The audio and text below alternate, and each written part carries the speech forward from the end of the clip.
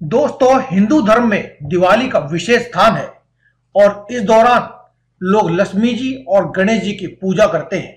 इनकी पूजा करके भी अपने घर के लिए सुख और समृद्धि मांगते हैं और इस दौरान वे बहुत ही सतर्क रहकर पूजा करते हैं। आज हम आपको दिवाली की पूजा में कौन सी 12 चीजें शामिल करने से घर में हमेशा लक्ष्मी जी का वास रहता है, इसके बारे में बताने जा रहे हैं। दीपावली के लिए सामान्य पूजा सामग्री और दीपक, प्रसाद, कुमकुम, फल और फूल शामिल किया जाता है, लेकिन इसके अलावा 12 चीजें ऐसी भी हैं जिसे दिवाली की पूजा में शामिल करना चाहिए। तो आइए जानते हैं उन 12 चीजों के बारे में। पहली चीज है खीर। दिवाली पर लक्ष्मी पूजा में मिठाई के साथ ही घर में बनी खीर भी रखनी चाहिए।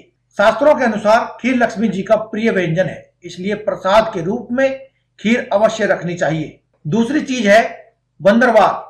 पीपल और अशोक के नए कोमल पत्तों की माला को बंदरवार कहा जाता है। इसे दिवाली पर मुख्य द्वार पर बांधना चाहिए।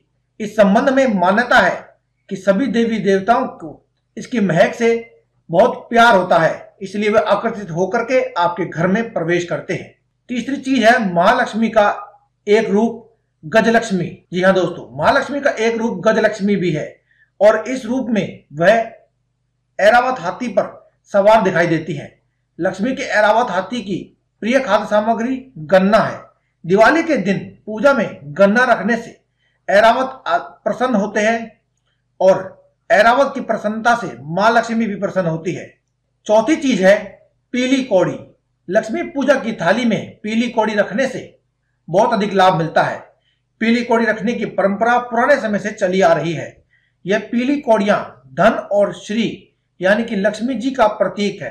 पूजा के बाद इनको अपनी तिजोरी में रखने से लक्ष्मी की कृपा सदैव आप पर और आपके घर पर, आपके परिवार पर, आपके व्यवसाय पर बनी रहती है। पांचवी चीज है पान। दिवाली की पूजा के लिए पान बहुत ही शुभ माना जाता है और अत्यंत ही जरूरी भी है।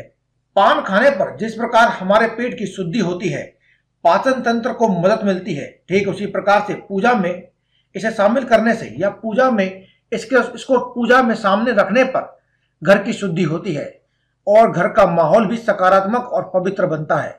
यानी जवेरा का पोखरा, पुरानी मान्यता है कि दिवाली पर जवेरा का पोखरा रखने से घर में वृद्धि होती है। सभी देवी देवताओं के साथ ही माता अन्नपूर्णा की कृपा भी आपको प्राप्त होती है और लक्ष्मी कृपा से घर में किसी भी तरह के अनाज की कभी भी कमी नहीं रहती। साथ में अगली चीज है स्वास्तिक।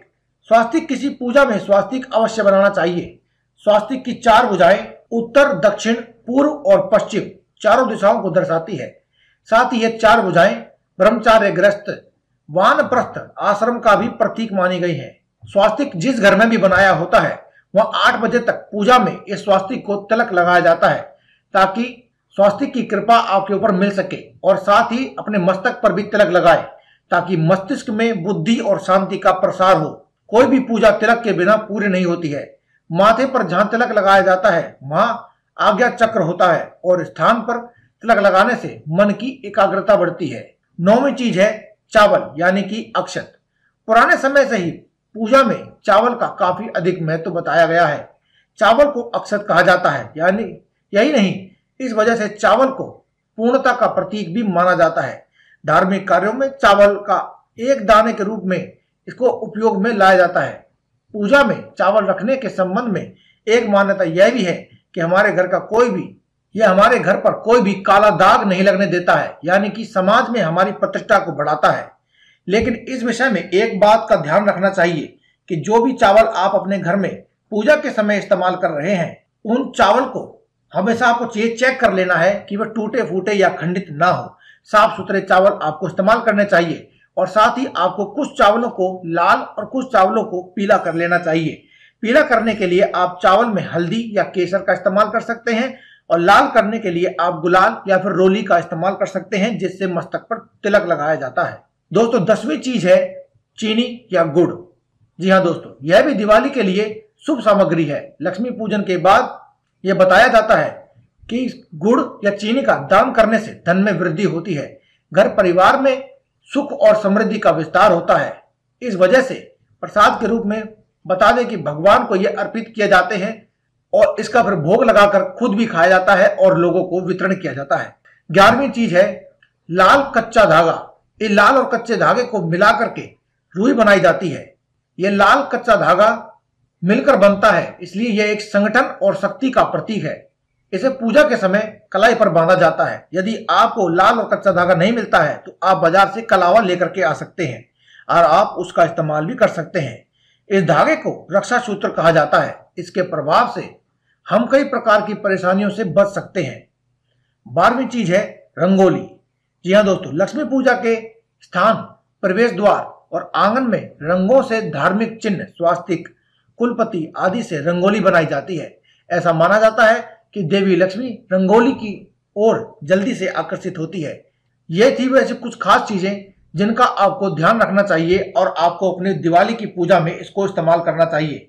दिवाली की पूजा के साथ साथ दोस्तों आप इन चीजों को किसी भी शुभ कार्य में या फिर किसी भी शुभ मुहूर्त में इस्तेमाल कर सकते हैं और इस शुभ कार्य में या शुभ समय पर इस्तेमाल करने से आपके घर में, आपके जीवन में हमेशा लक्ष्मी का वास रहता है। तो दोस्तों आज की इस वीडियो में केवल इतना ही। कल फिर आपसे मुलाकात होगी एक और नई वीडियो के साथ। तब तक के लिए दे में इजाजत। धन्यवाद। कमेंट बॉक्स में लिखते रहें जय मां लक्ष्मी, जय माता दी या फिर जय बजरंगबली।